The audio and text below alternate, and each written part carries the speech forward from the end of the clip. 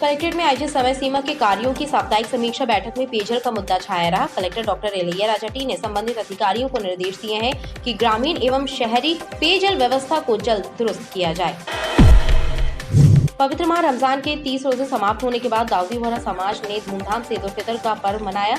ईद की विशेष नमाज कोतवाली स्थित बोहरा मस्जिद में अदा की गई और अल्लाह से मुल्क की सलामती की दुआएं मांगी गयी। इस वर्ष अक्षय तृतीया का पर्व 3 मई को मनाया जाएगा। पति की सुमंगल कामना और उनकी लंबी आयु होने के वर प्राप्ति के लिए रखा जाने वाला अक्षय तृतीया व्रत का हिंदू धर्म में बहुत ही महत्वपूर्ण स्थान है।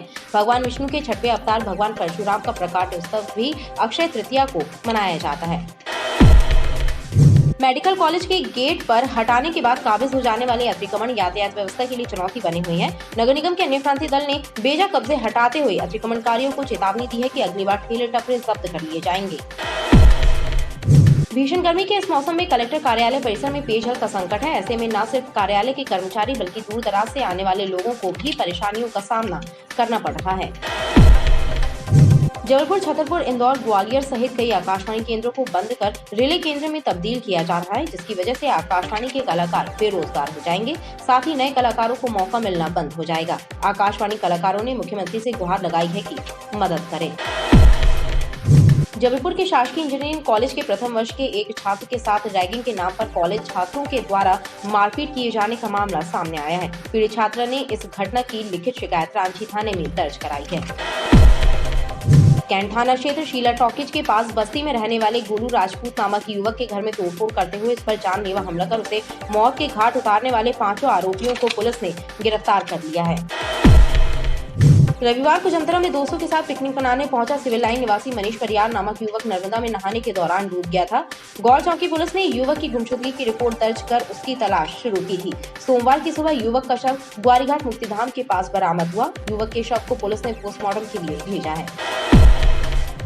अप्रैल माह में रिकॉर्ड तोड़ गर्मी के बाद मई के पहले सप्ताह में मौसम ने कुछ करवट बदल ली है। पश्चिमी राजस्थान से लेकर मध्य प्रदेश और छत्तीसगढ़ तक एक ट्रफ लाइन गुजर रही है, जिसके कारण प्रदेश में बादलों की मौजूदगी के साथ हल्की बारिश होने के संकेत मौसम वैज्ञानिकों ने दिए हैं। नमस्कार, बीडीवी न्यूज के इस बुलेटिन में हम आपको दिखाएंगे जबलपुर शहर से जुड़ी हुई कुछ खास खबरें। तो आइए खबरों की शुरुआत करते हैं, लेकिन सबसे पहले एक नजर डालते हैं हेडलाइंस पर। समाधान ऑनलाइन में है, पेयजल की 500 शिकायतें पेंडिंग। टीएल बैठक में कलेक्टर ने दिए निर्देश कि पेयजल समस्याओं को प्राथमिकता से करें निराकृत। और जबलपुर आकाशवाणी को बंद कर रिले केंद्र बनाए जाने से स्थानीय कलाकारों में आक्रोश। आकाशवाणी के कलाकारों ने निर्णय बदलने सरकार से की मांग।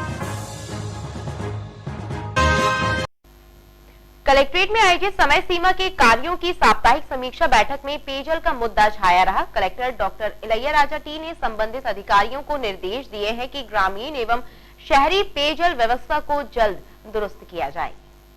कलेक्ट्रेट में आयोजित साप्ताहिक समीक्षा बैठक में collector doctor Ilaiya Raja T ने नगर निगम, जल विभाग एवं जल निगम के अधिकारियों को निर्देश दिए हैं कि पेयजल व्यवस्था को जल्द दुरुस्त किया जाए। नगर निगम सीमा में समाधान ऑनलाइन में पेयजल आपूर्ति की करीब 500 शिकायतें पेंडिंग हैं, उन्हें जल्द निराकृत किया जाए। टीएलबीटी के एसोसिएशन हम लोग ने सीएम हेल्पलाइन को है ना मॉनिटरिंग की है। उसमें समाधान ऑनलाइन के ना प्रायोरिटी एरियाज हैं, उनको है ना अच्छे से मॉनिटरिंग है। उसमें मोस्टली पेयजल संबंधित है। तो ये निर्देश भी दिया कि नगर निगम एरिया में हम लोग है ना जोन वाइज, वार्ड वाइज है ना शिकायतों को है ना प्रॉपरली हम लोग का निराकरण करें। उसके साथ ग्रामीण क्षेत्र में पंचायत और ग्रामीण विकास विभाग और पीगच्ची दोनों है ना समन्वय बना करके मतलब जनरली कितने भी नल जल योजना में फेल हो रहा है या फिर मोटर जल रही है या फिर नया बोर का ज़रूरत है या फिर हैंडपम्प है ना मरम्मत करना है, ऐसे सभी चीज़ों को है ना हम लोग ने डिटेल समीक्षा किए गए। उसको तत्काल है ना सुधारने के लिए पेयजल व्यवस्था उपलब्ध कराने के लिए निर्देश दिए गए। इसके साथ ही कलेक्टर ने स्वास्थ्य विभाग के अधिकारियों को निर्देश दिए कि प्राइवेट एम्बुलेंस की दर निर्धारित कर रेट लिस्ट चस्पा कराएं। संबल योजना एवं कर्मकार मंडल की योजनाओं के हितग्राही परेशान हैं, उनकी भी समस्याओं का जल्द निदान कराया जाए। एम्बुलेंस को लेकर भी हमने डायरेक्शन दिए हैं। वापस एक बार निजी एम्बुलेंस का रेट सूची सस्पा करना है, वो सस्पा हो। उसके साथ साथ है ना बेसिक चीज़ें हैं एम्बुलेंस में, एक चेकलिस्ट बना करके ना उसको सीएमएचओ और आरटीओ का टीम है चेक करने के लिए, वो भी निर्देश दिए हैं। कर्मकार मंडल योजना और संबल योजना है, उसके बेनिफिट्स है ना हितग्राहियों को है ना समय पे मिलना है, उसके लेके भी हम लोगों ने डायरेक्शन दिए हैं। बैठक में शासकीय योजनाओं के क्रियान्वयन में हो रही लापरवाही पर विभागीय अधिकारियों को फटकार भी लगाई गई। पवित्र माह रमजान के 30 रोजे समाप्त होने के बाद दाऊदी बोहरा समाज ने धूमधाम से ईद उल फितर का पर्व मनाया। ईद की विशेष नमाज कोतवाली से बोहरा मस्जिद में अदा की गई और अल्लाह से मुल्क की सलामती की दुआएं मांगी गई। इसके पश्चात ईद मिलन कार्यक्रम का आयोजन भी हुआ और सभी ने एक दूसरे को ईद उल फितर की मुबारकबाद पेश की। पवित्र माह रमजान के 30 रोजों की समाप्ति के बाद दाऊदी बोहरा समाज ने सोमवार को ईद उल फितर का त्योहार धूमधाम से मनाया। कोतवाली स्थित बोहरा मस्जिद में ईद की विशेष नमाज अदा की गई और मुल्क में अमन, चैन और तरक्की की दुआएं मांगी गई। ईद पर्व के मौके पर हिज हाली ने सैयद मुफद्दल सैफुद्दीन साहब का संदेश भी सुनाया गया। ईद उल फितर के मौके पर ईद मिलन कार्यक्रम का भी आयोजन हुआ, जिसमें समाज के लोग बड़ी संख्या में शामिल हुए और एक दूसरे को ईद उल फितर की मुबारकबाद दी।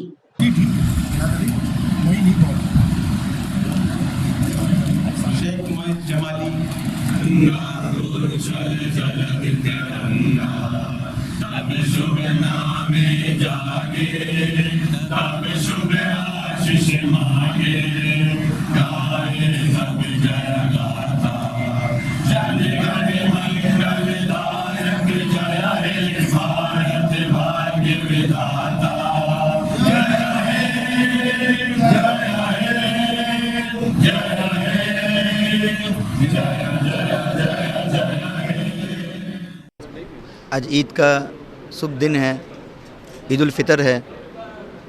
आज इस बोहरा समाज के साथ जबलपुर के दिग्गज हस्तियों हमारे साथ हमारे खुशी में शामिल होने के लिए आए हैं। इस जबलपुर को संस्कार धानी कहते हैं, जहाँ पे पूर्वजों ने हमें सिखाया है कि सब जितने भी धर्म हो, जितने भी मज़हब हो, बैसाखी हो या दिवाली हो, ईद हो या होली हो, उसे साथ मिल के मनाएं। तो आज हम सब मिल के इस संस्कार धानी में जबलपुर में ईद का त्यौहार मनाने के लिए आए हैं। मेरी ओर से बोहरा समाज की तरफ से सभी नगरवासियों को जबलपुर के ईद की हार्दिक शुभकामनाएं और जबलपुर के माध्यम से पूरे देशवासियों को आज का दिन ईद उल फितर का दिन मुबारक और मोहन्ना हो। दुआ है कि खुदा ताला ये भारत जो महान था, महान है और महान रहेगा, उसकी महानता हमेशा बरकरार रखे। अनेकता में ही एकता, ये हमारी शान है, इसीलिए तो मेरा भारत महान है। जय हिंद। ईद मिलन के कार्यक्रम में समाज सेवी, पुलिस और प्रशासन के अधिकारियों के साथ ही जनप्रतिनिधि भी शामिल हुए। इस वर्ष अक्षय तृतीया का पर्व 3 मई को मनाया जाएगा। पति की सुमंगल कामना और उनकी लंबी आयु होने के वर प्राप्ति के लिए रखा जाने वाला अक्षय तृतीया व्रत का हिंदू धर्म में बहुत ही महत्वपूर्ण स्थान है। भगवान विष्णु के 6वें अवतार भगवान परशुराम का प्रकाट्य उत्सव भी अक्षय तृतीया को मनाया जाता है। 3 मई बैसाख मास शुक्ल पक्ष की तृतीया को अक्षय तृतीया पर्व मनाया जाएगा। इसकी पूजन सामग्री का मेला बाजारों में लगा है। धार्मिक मान्यता के मुताबिक इस दिन मिट्टी के गुड्डा गुड़िया का विवाह कराने की परंपरा है। ये माटी के पुतले सत्यवान और सावित्री के प्रतीक हैं। पति की सुमंगल कामना और उनकी लंबी आयु के लिए महिलाएं अक्षय तृतीया का व्रत रखती हैं। इस व्रत का हिंदू धर्म में महत्वपूर्ण स्थान है। अक्षय तृतीया सर्वाधिक सर्व सिद्धि योग वाली तिथि मानी जाती है। मतलब अक्षय तृतीया को जो भी काम शुरू करते हैं वो अक्षय होता है, कभी खत्म नहीं होता। और ये गुड्डा गुड़िया सत्यवान सावित्री के प्रतीक है। सावित्री जी यमराज से लड़कर भी सत्यवान के प्राण वापस लेके आई थी, तो इनकी पूजा कल होगी और बराबर 7 के दिन इनकी आखिरी भावर पड़ेगी। कल 5 भावर पड़ेगी, फिर 2 भावर उस दिन पड़ेंगी जब वो यमराज से उनको वापस लेके आएंगी 20 दिन बाद। अक्षय तृतीया के दिन भगवान विष्णु के 6वें अवतार भगवान परशुराम का प्रकाट्य हुआ था, जिन्होंने इस धरती को अत्याचारी अनाचारी राजाओं से मुक्ति दिलाकर मानव जाति का कल्याण किया। कहते हैं अक्षय तृतीया के दिन किए गए शुभ कार्यों, पुण्य कर्मों का फल कभी नष्ट नहीं होता। ज्योतिषियों के मुताबिक इस वर्ष रोहिणी नक्षत्र और शोभना नक्षत्र के योग से मंगल रोहिणी योग बन रहा है, जो विशेष फलदायी होगा। मेडिकल कॉलेज के गेट पर हटाने के बाद काबिज हो जाने वाले अतिक्रमण यातायात व्यवस्था के लिए चुनौती बने हुए हैं। नगर निगम के अन्य क्रांति दल ने बेजा कब्जे हटाते हुए अतिक्रमणकारियों को चेतावनी दी है कि अगली बार ठेले टपरे जब्त कर लिए जाएंगे। नगर निगम के अन्य क्रांति दल ने मेडिकल कॉलेज के आसपास काबिज बेजा कब्जों को हटाने के लिए कार्यवाही की। कार्यवाही के दौरान गेट के पास जमे 2 दर्जन से ज्यादा ठेले टपरे हटाए गए। साथ ही अतिक्रमणकारियों को चेतावनी दी गई कि अगली बार ठेले टपरे जब्त कर लिए जाएंगे।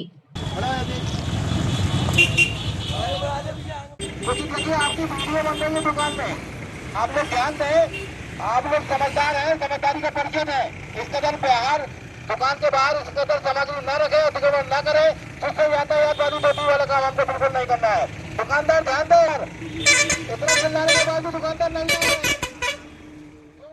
माननीय कलेक्टर महोदय के आदेश के अनुसार मेडिकल के आजू बाजू जितने भी ठेले टपरे लगे थे तत्काल उनको अलग कराया गया और उनको समझाइश दे करके ये बताया गया है कि अगर दोबारा अगर इस गेट के आजू बाजू अगर अतिक्रमण किया, ठेले टपरे लगाए तो हम चालानी व जब्त करने की कार्रवाई करेंगे।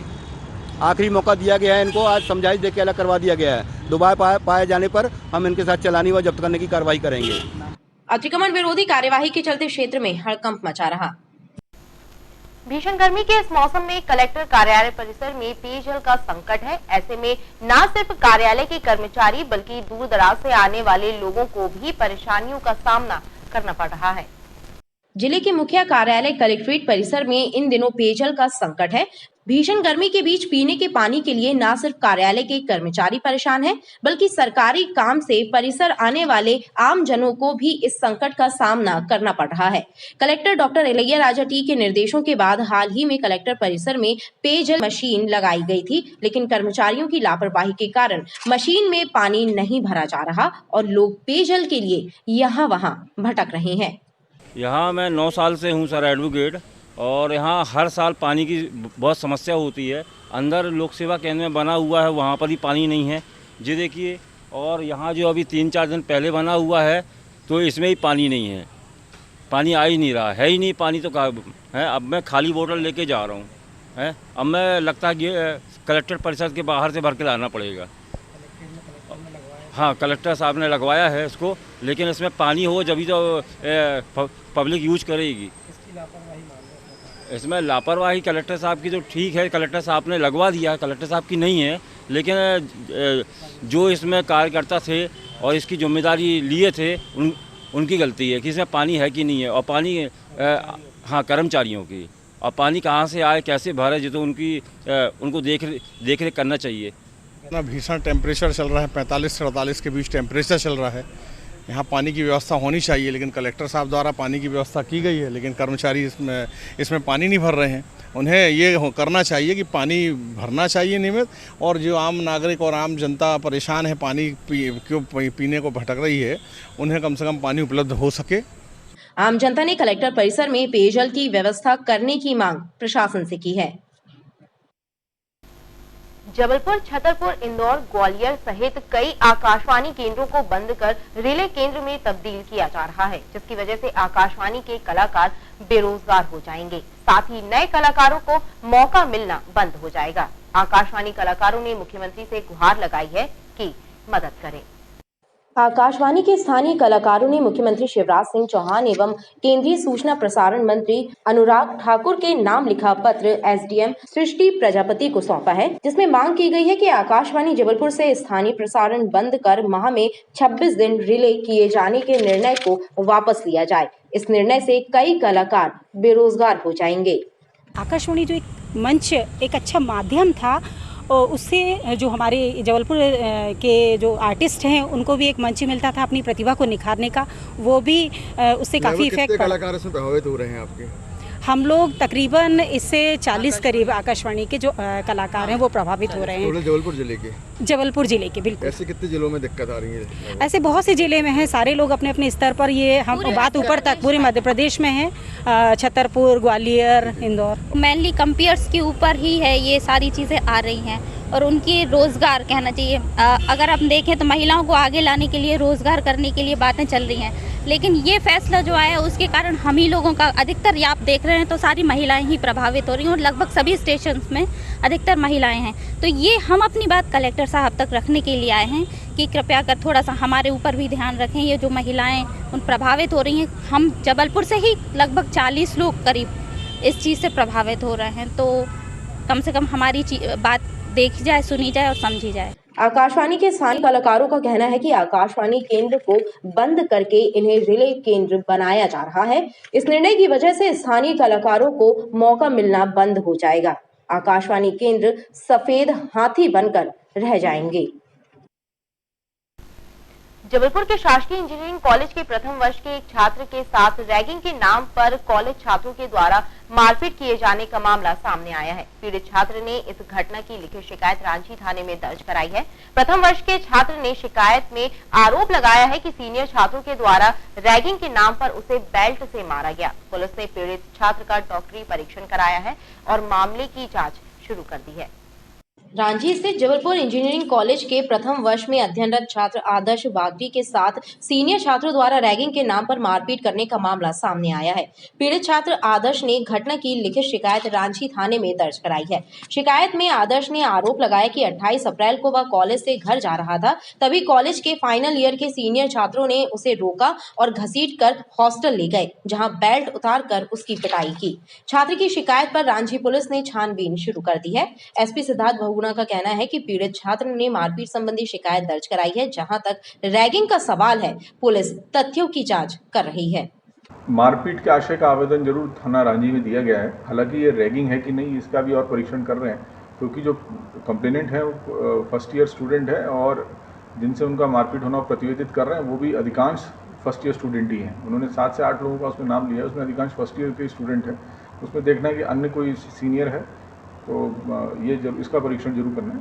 फिलहाल इसमें एक मारपीट जैसा आवेदन दिया है और इसमें पुलिस इसमें जांच करके कार्रवाई करेगी। बताया जाता है कि पीड़ित छात्र आदर्श बागड़ी के पिता 6वीं बटालियन में पदस्थ हैं। शासकीय इंजीनियरिंग कॉलेज प्रबंधन भी अपने स्तर पर घटना की जांच कर रहा है। कैंट थाना क्षेत्र शीला टॉकीज के पास बस्ती में रहने वाले गोलू राजपूत नामक युवक के घर में तोड़फोड़ करते हुए उस पर जानलेवा हमला कर उसे मौत के घाट उतारने वाले 5 आरोपियों को पुलिस ने गिरफ्तार कर लिया है। कैंट थाना क्षेत्र शीला टॉकीज के पास बस्ती में रहने वाले रत्नेश उर्फ गोलू राजपूत के घर में तोड़फोड़ करने के बाद गोलू पर लाठी, डंडों और घातक हथियारों से हमला कर उसकी हत्या करने वाले 5 आरोपियों आशु पिल्ले, पप्पू उर्फ मिथिलेश समद, साहिल शर्मा, पंकज समद और शंभू समद को पुलिस ने गिरफ्तार कर लिया है। पुलिस आरोपियों से पूछताछ कर घटना में उपयोग किए गए हथियार और लाठी डंडे बरामद करने का प्रयास कर रही है। ये शीला टॉकीज 30 नंबर जो है बैरक, उसके पास में एक गोलू राजपूत को उसकी पुरानी रंजिश को लेके आशु, पप्पू, पांडू, साहिल और उनके पिता शंभू ने मिलके लठ से मारपीट किए थे, जिसमें प्रथम दृष्टया 324, 323 का अपराध दर्ज की करके उसको विक्टोरिया हॉस्पिटल में भर्ती कराया गया था। वहाँ से मेडिकल रेफर होने के बाद उसकी मृत्यु हो गई। मृत्यु के बाद धारा 302 बढ़ाई जाकर 5 आरोपियों को हिरासत में ले लिया गया है और विवेचना कार्य जारी है। और जैसे ही विवेचना कार्य पूर्ण होता है तो इनको पुलिस रिमांड या जुडिशियल रिमांड पे जैसा भी आवश्यकता होगी इस तरीके की कार्रवाई की जाएगी। पुलिस के मुताबिक आशीष उर्फ आशु पिल्ले और मृतक गोलू राजपूत के बीच पुराना विवाद चल रहा था। शनिवार की रात भी दोनों पक्षों में विवाद हुआ था। इसी रंजिश को लेकर वारदात घटित होने की बात सामने आई है। रविवार को जमतरा में दोस्तों के साथ पिकनिक मनाने पहुंचा सिविल लाइन निवासी मनीष परिहार नामक युवक नर्मदा में नहाने के दौरान डूब गया था। गौर चौकी पुलिस ने युवक की गुमशुदगी की रिपोर्ट दर्ज कर उसकी तलाश शुरू की थी। सोमवार की सुबह युवक का शव ग्वारीघाट मुक्तिधाम के पास बरामद हुआ। युवक के शव को पुलिस ने पोस्टमार्टम के लिए भेजा है। पुलिस मर्ग कायम कर घटना की जांच कर रही है। रविवार को जमतरा घाट में नर्मदा नदी में नहाने के दौरान डूबे सिविल लाइन निवासी मनीष परिहार का शव सोमवार की सुबह ग्वारीघाट मुक्तिधाम के पास पानी में उतराता पाया गया। मनीष का शव मिलने की जानकारी लगने के बाद ग्वारीघाट थाना पुलिस मौके पर पहुंची और गौर चौकी पुलिस की मदद से मृतक मनीष के परिजनों को सूचित किया। पुलिस ने शव की शिनाख्त करने के बाद मामले में मर्ग कायम कर शव को पोस्टमार्टम के लिए भेजा है। मनीष सिंह परिहार पिता स्वर्गीय रामराज सिंह परिहार है, 33 साल का लड़का है। कल जो है ये जमतरा में अपने दोस्तों के साथ पार्टी मनाने गए थे और नहा रहे थे। नहाते समय ये डूब गया, तो जिसका शव आज अपने यहाँ शमशान घाट में मिला है। उसका भाई आशीष सिंह पहचान लिया है और शव का पंचनामा कार्यवाही के पश्चात पीएम के लिए उसको भेजा गया है। जांच चल रही है। रविवार को मनीष अपने साथियों के साथ जमतरा पुल पहुंचा था, जहां नहाने के दौरान डूब गया था। इस घटना के बाद गौर चौकी पुलिस ने थाने में उसकी गुमशुदगी भी दर्ज की थी।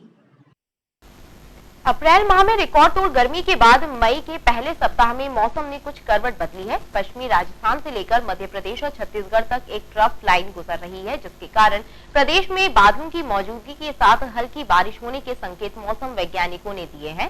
बादल छाने से दिन और रात के तापमान में कुछ कमी आई है। मार्च और अप्रैल में पड़ी रिकॉर्ड तोड़ गर्मी के बाद मई का महीना तापमान के लिहाज से कुछ राहत लेकर आया है। बादल छाने से दिन और रात के तापमान में भी बढ़त पर फिलहाल ब्रेक लगा हुआ है, लेकिन अब भी प्रदेश के अधिकांश जिलों में अधिकतम तापमान 40 से 42 डिग्री सेल्सियस बना हुआ है। सोमवार को जबलपुर का न्यूनतम तापमान सामान्य से 1 डिग्री सेल्सियस अधिक 27.3 डिग्री सेल्सियस दर्ज हुआ। शहर और आसपास के क्षेत्रों में गर्म हवाएं सक्रिय हैं, जिसके चलते दिन के समय लोगों को गर्मी का सामना करना पड़ रहा है। मौसम विभाग से मिली जानकारी के मुताबिक पश्चिमोत्तर राजस्थान से छत्तीसगढ़ मध्य प्रदेश तक एक ट्रफ लाइन गुजर रही है। इसी कारण बादल भी सक्रिय हुए हैं और तापमान की बढ़त पर कुछ ब्रेक लगा है। मौसम विभाग ने आगामी 3-4 दिन इसी तरह मौसम बने रहने की संभावना जताई है। खबरें लगातार जारी हैं, आप देखते रहिए BTV न्यूज।